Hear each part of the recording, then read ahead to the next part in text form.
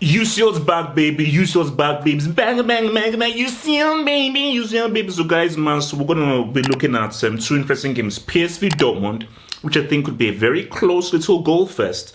And Inter Milan against Atletico. Because we're all professional. We go, oh, yeah, I thought we were advanced. We were advanced football, man. So, two interesting games, and I think these I think are going to be two very watchable games. One of which I think is the tie of the whole knockout round, and another one which I think could actually be a pretty interesting goals fest. So we're first going to look at PSV against Dortmund. So we're going to look at PSV. What PSV are doing in Eredivisie is sensational. So check this out: 20 wins, 2 draws, 0 L's. It gets real. Like, I mean, what they're doing in the Eredivisie is absolutely phenomenal. It's crazy, and I think they are on course to have a historic season. So it will be interesting. Like, they're winning the league for sure. They're winning the league, but it's as if, what kind of record are they going to have? Like, they were never going to win every single game, but if they end the season with, let's say, like 3 or 4 draws and the rest wins, it could arguably be one of the best ever seasons statistically in any of the top leagues. So they're looking great. And shout out to Look with 2 U's. Shout out to your boy Look with 2 U's, because Look with 2 U's is at the top of the Eredivisie scoring charts. I think he might be second. So I think he's second. He has got 19 Gs, 19 league goals. And I see, Look with 2 U's, he was always a guy that I said, he's an old school striker. He's an old school kind of a striker, and I think that he can still be useful. You see, you can try to advance football, but you can never really totally reinvent the wheel. People who've been watching my channel for a long time know this name, Mario Gomez. Like, go look at highlights of Mario Gomez, who used to play, German striker, who used to play for Bayern Munich. It's classic target man, a literal tree trunk, but he has his uses, and he can be very useful in certain games. So I think, look with 2 U's, he's an old school kind of a striker who I think can actually be very useful depending on the context of the game. And I think, look, he went to Barca and guys are like, wait, what? Kluivert, Romario, R9, Etso, David Villa, and we have this is Bomb. But he's proving that, I can say what's up, and I think he's going to be huge for PSV. Shout out to your boy Joey Vierne, who I think he's leading the assist charts in the Eredivisie with 10 assists. So he has obviously been extremely pivotal and crucial in what has been a historic season for PSV. So for PSV, I think this is a really good game, because I feel for PSV, they will feel that, yeah, we are this sort of weaker team because we're the team that finished in second. But I think they will feel confidence in beating Dortmund. I think they feel dominant in beating Dortmund. So let's look at Dortmund right now. So for Dortmund, your boy Adeyemi is out, muscle injury. And Sebastian Haller, AFCON winner, crazy, amazing story. Guys, man, please go look at when he comes back. Like, when he comes back to the Dortmund training ground and how they actually receive him back, his homecoming. Amazing. So he's out with an ankle injury, man.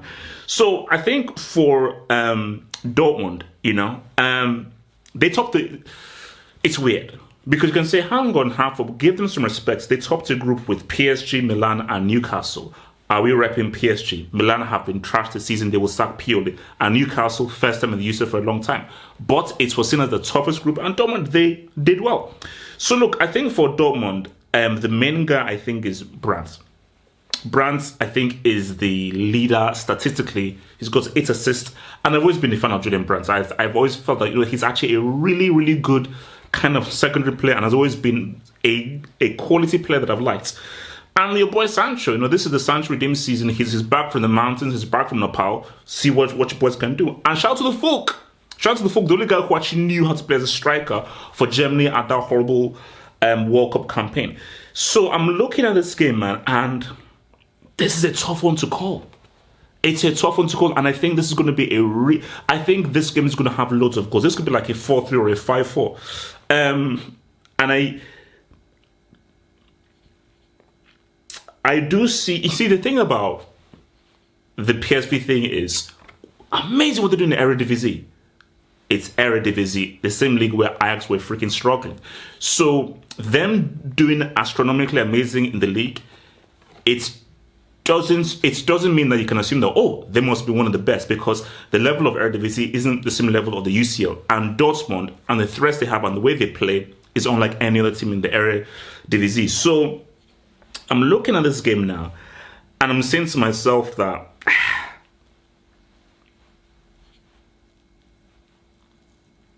oh, I wanted to even add as well. So if you're PSV, you've got to go out and win. And I think Dortmund's weakest points are those two numbskulls in the centre defence, i.e. Sule and Schlotterbeck. So if you're PSV, pumping balls to your boy Luke, go on the offensive, play a highlight, use the energy of the crowd, and go out and smoke these guys. So I'm looking at this game, I'm feeling this feels like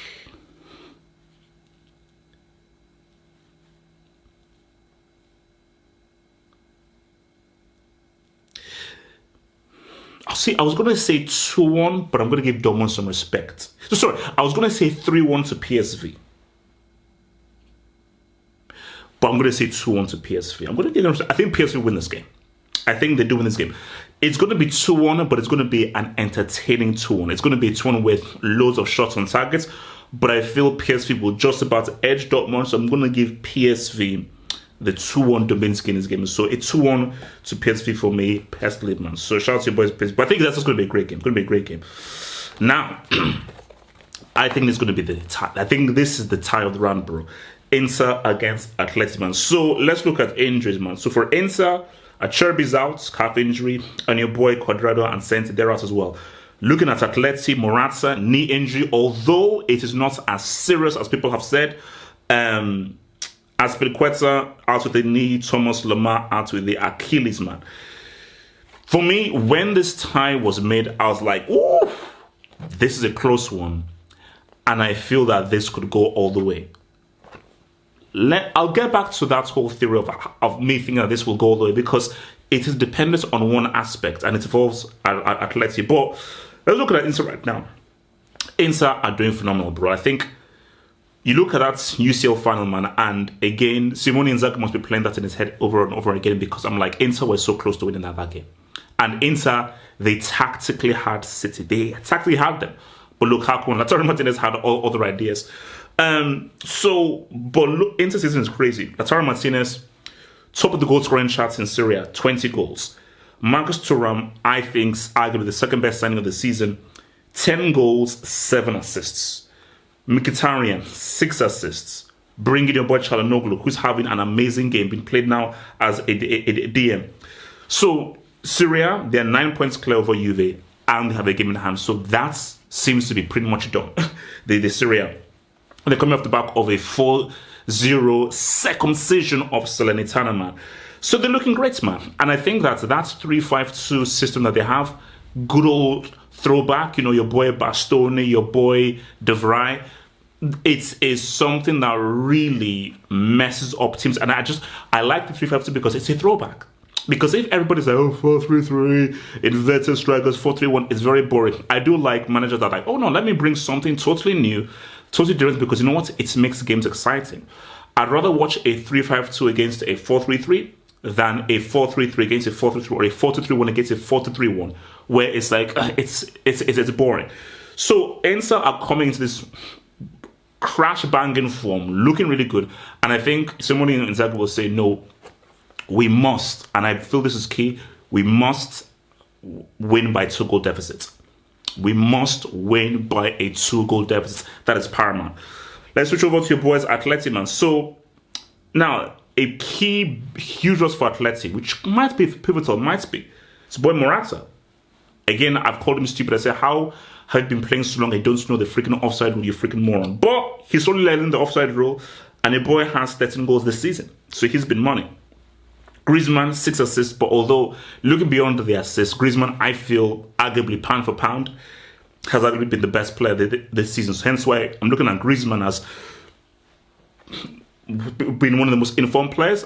And bro, I like I've made him a chief Oga. With the rankings, he's arguably a chief Oga. He's been money. So shout out to your boy Griezmann, who I think is going to be huge and very, very key, man. So they come off a 5-0 baptism of your boys Las Palmas.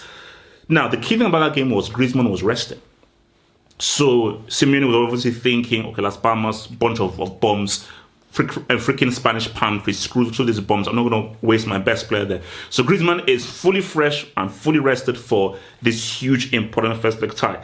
So with Morata out, your boy might roll with, which is what he did with against Las Palmas, Llorente, Correa up front, and obviously Griezmann in behind them. So how Llorente and Correa do against that 3-5-2 into defense, I don't know. It remains to be seen, man. But look, Lautaro Martinez, man, much maligned. People thought that he was trying to jeopardize Messi's World Cup Dubinsky, even though Qatar were like, we ain't allowing that to happen, bro. But this could be a massive season for Lautaro Martinez. Like, we were having a convo on the hangout. Can Lautaro Martinez be in the podium? I was like, heck no, it's going to happen. But, you know, I think that for Lautaro Martinez, look, why not? And if Inter are going to win this game, or if Inter are going to have a great special season, Lautaro Martinez is going to be hugely important. He's going to be extremely important to everything that they do. So he's going to be a very, very crucial cog in this whole Inter system, man. And again, as I told you, I'm a huge fan of Marcus Thuram. Shout out, his father was a freaking legend. And what I just like about Marcus Thuram is huge upgrade on Lukaku and just his all-round play, because he's getting goals, he's getting assists, but the key thing is he's forming an amazing partnership with Lautaro Martinez. Like, so he's a threat through the center, he's a threat out wide, and he has been so useful and so much of a multifaceted threat offensive for Inter that I'm like, bro, this is a great signing, and they got him for free. That's crazy. Tough one to call. This is a real tough one to call, man.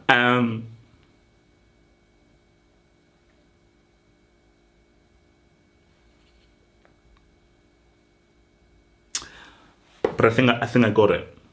1-0 to Inter. Close game, tough game, just like game, but I think Inter get the decisive goal and they win this 1-0. You know, but yeah, sorry, as I remember, Atletic's defense. This has been the Athletic defense from before. You see, my thinking of this will go all the way is that old school Athletic defense. If Atleti are as porous defensively as they've been this season, Inter beat them. So for Atleti to win this game, because I don't think Atleti can outscore or outscore Inter. The way that Atleti beats Inter is they've got to go old school, be tough defensively, and just chest-like out Inter. If they make this Wild West and make this open warfare, I think that will suit Inter more so than it suits Atleti. Keeping in mind that their best goal scorer, Morata, might be out for both of those legs, because we don't know how long Morata will be out for. And again, shout out to Llorente and Correa, but they've just not been as clinical goal scoring wise as Morata. So I feel like if a more pragmatic, old school approach for Inter suits them a lot better, personally speaking, you know. So Atletic's defense is going to be very key here. So, but I feel that this game, I still think that this game is going to be a close game.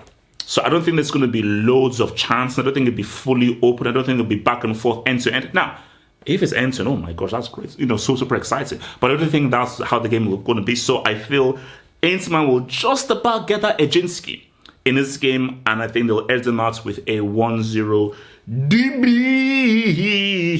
And again, Simone Inzaghi, can you go one better than he did last season? Is what it is. Lukaku, what a bomb. You cost us a lep stream. I know I'm very enough, but you cost us a freaking lep stream. Why would you cost us a freaking lep stream, bro? The heck?